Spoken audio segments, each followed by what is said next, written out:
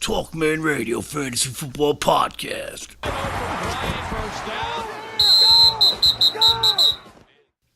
Good day to you, and welcome to TalkManRadio, the quarterback edition of Sleepers and Busts. Yes, I apologize for my absence. I was in my laboratory doing research for this. That just happened. Okay, I think we've all had enough of talk, gentlemen. Let's get to sleepers and busts. Sleeper number 1. Here we go. Now, the criteria being used here is basically just outperforming your draft position. Now, 2 of these sleepers are probably not even on your board, and 1 is probably very low on your board. But let's get started. There's the criteria. Number 1, Trevor Siemian. And I hate to bring him up, but Peyton Manning actually still has a little bit of influence over the quarterback situation in Denver. He worked with Siemian when he was a rookie in Manning's last year, and he showed him how to do all the stuff. Hey, get up and do this. Do say, see this. Do say, see this. And I think that has something to do with the fact that they drafted this kid Lynch, and this kid Lynch can't get a glove on him. These are heavyweights. That's how we believe the strategy now. He's thinking for this stuff. You see how he drew that right now, Rocky?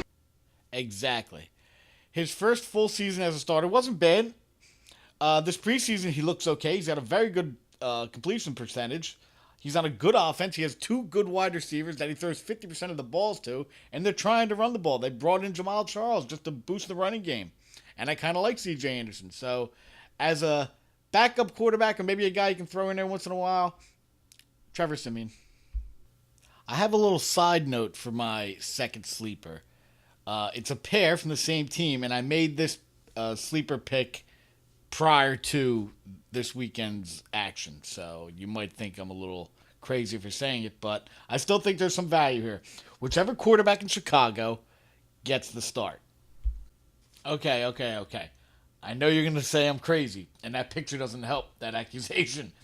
But Chicago does want to throw the ball. I mean, they did get a lot of yards last year. They were 14th in yards with 3,969. Not only threw the ball they were 22nd in attempts, but they were pretty efficient with their passing. And I think Glennon coming in, he had a 19-9 touchdown interception ratio. He's been watching for a while. He wants to get back in there. If he loses the rust, which he did in the third game a little bit, I think he can have a decent season. Now, granted, Cameron Meredith, who I had on my sleeper list, is out. So you can't count on him. But he does have Wheaton and Kendall Wright, who've played in the NFL. And he's got Zach Miller, who I like as a tight end. So if he keeps his job and fends off Trubisky, I think he will get picked up probably on the waiver wire. But if you want to take a chance, if you're in a deep league, take Mike Glennon. Now, if Napoleon Dynamite does fizzle out, then they're probably going to have to bring in Trubisky. You don't want to just give up the season. So if they have a chance to bring in Trubisky, and he does come in, number 1, he's not coming out. They're not going to take out Glennon, put in Trubisky, and then put Glennon back in, or Sanchez, God forbid. So if Trubisky gets in there, he's in there. He's staying for the rest of the year. They do have a running game, and they do have a tight end. A tight end is crucial, especially for very, very, very, very young quarterbacks. Tight end is crucial. They're just going to throw to that big body. He can get 90 catches if he just throws to him every down. But he did play well in the preseason, but that was against 2s and 3s. That's why he is the backup. But Chicago quarterbacks, in a deeper league, see what happens. You got a shot, I think. And my last quarterback sleeper is Eli Manning. I know there's guys out there that have something to say, but he's good. He's got 2 Super Bowls. He's experienced, and he never misses time. You don't have to worry about putting in somebody for him, or if you need him for 1 week, he'll be there. And for everybody who says Eli Manning sucks, you know something? You suck. So they bulked up the pass catchers. They brought in Brandon Marshall. Brandon Marshall is a good guy to have on the opposite side of anybody, but having him on the opposite side of Beckham Jr. is definitely a plus. They have Sterling Shepard in the slot. He's in his second year. He's going to grow a lot, I think. He's going to get those underneath routes. They brought in Ingram in the draft very high. All he does is catch passes. That's all he's there for. He's not there to block. He's not blocking shit. So they have all that. They have a problem running the ball, which means they're going to have to lean on the passing game that much more. So if they're behind which that defense is pretty good. You're not going to be behind that much. So if they're going to be pushing ahead, they're going to be pushing ahead with the passing game, trying at the end of the games to run the ball a little bit with their stable of yahoos that they call running backs. But Eli Manning as a backup quarterback, a spot starter, maybe a 2-quarterback league starter, he's a viable option, I think. He's my sleeper. He's my third sleeper. We're going to get to bust now. So, what's a bust? Here's the criteria. Guys who are expected to take that next step, as they say, and have their stats accurately portray the improvement they've made, but I don't think will. I'm not saying these guys are going to stink, but I'm saying don't reach for these guys. I have a bad feeling. So my first bust is Jameis Winston, and the first reason I have for him being bust is he's not accurate, and he hasn't shown that he's accurate. Elite NFL quarterbacks have an accuracy rate of about 65% and over.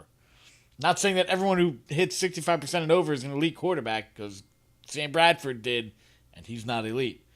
But Jameis Winston's at about 58 to 60%, somewhere like that, and that's not going to cut it. And it's going to add interceptions, so I don't like that. And what about the pressure now? With all these added weapons. They brought in Jackson. They drafted Howard. Now he has all this pressure to perform. And if he can't hit the guys, he can't reach his full potential. And the guys they picked up will not reach their full potential. Now that's a lot different from throwing jump balls to Mike Evans. I'm talking putting balls on the mark, especially when the guy's streaking down the field. So I don't see that as a good thing that I can see happening. He runs a little too much. In the last 2 seasons, he's run 107 times. That's a lot of running for a guy who can't really run. He's not very fast. And it does add potential hits to him, including the hits he takes being a quarterback and getting sacked or hit just in the action of throwing a pass. So I'm going with bust on Jameis Winston, number 1. Okay, bust number 2 is Alex Smith. Reason number 1 is because he's not that great. Even when he's healthy, he's not utilized much. He has less than 500 attempts the last 3 out of the last 4 years. He's missed 3 games, but his usage has definitely slipped. Reed wants to throw the ball, and they drafted a kid in the first round to throw the ball eventually. Another reason is because, yes, they did draft a guy in the first round. Unless you have a Hall of Fame quarterback, and there's grooming time for this number 1 pick, if you're not a Hall of Fame quarterback, you better look out because that kid's coming. If you start losing games, start playing poorly, the fans are going to get on your ass, and then the players in the locker room are going to start getting on your ass, then the coaches are going to start getting on your ass, and Alex Smith is eventually going to be sitting on his ass. Okay, bust number 3 is Dak Prescott. Reason number 1 is because Elliott's suspended. Elliott's suspended means that Prescott is going to be the focal point of the offense. He's only in his second year. Every defensive coordinator in the league has spent an offseason trying to figure him out. And has he progressed enough to offset that? They're going to be dropping the coverage way more now because you don't have Elliott in the backfield, at least for the first 6 games. Point number 2. Prescott had a 67% completion percentage, a 23-4 touchdown interception ratio. Those are huge numbers to replicate, even at full strength. He also had 3,600 yards passing. So for the first 6 games, here's my prediction. Best case, he has 4 interceptions by the time Elliott gets back. Worst case, he has more interceptions than touchdowns. That's not good. Number 3, is he going to have to run to help the running game? The offensive line is not the same offensive line as last year. They lost Free to retirement, and Leary went to the Broncos. So is the offensive coordinator going to add running plays just for Prescott to run the ball? I don't like quarterbacks running the ball. They get hit enough back there. You don't want them running out there getting hit by linebackers. So that's not good. That could be a problem, and I think that will decrease his productivity. Especially, God forbid, he gets hurt. And that was Sleepers and Busts, the quarterback edition. Stay tuned for the next episode of Sleepers and Busts, which will be wide receivers.